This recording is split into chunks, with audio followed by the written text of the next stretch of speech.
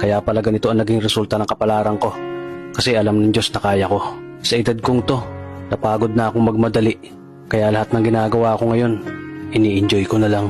Siguro sa dami na rin ng aking pinagdaanan, napagtanto ko na ang buhay ay mas malawak at mas mahiwaga pa sa mga problemang dumarating sa buhay natin. Tumatanda na tayo, baka sa kakahabol natin sa masagana at maayos na buhay, ay hindi na natin nai-enjoy ang buhay. Baka nabubuhay na lang tayo dahil nape-pressure tayo sa sasabihin ng ibang tao. Marami na rin akong mga naging maling desisyon sa buhay, pero lahat yun nagsilbing aral sa akin. At natuto ako sa mga pagkakamali ko. May mga taong sobra nating mamahalin at bibigyan ng halaga, pero ibabalik lang sa atin ay kabiguan at matinding trauma. Kaya wag nating liliwin ng mga taong tulad nila, dahil mas payapa kapag hindi ka na interesadong malaman pa kung ano pang balita sa kanila. At wag mong idepende ang sarili mo sa kahit kanino. Tandaan mo, kahit sarili mong anino, iiwan ka din nito kapag madilim na ang paligid mo.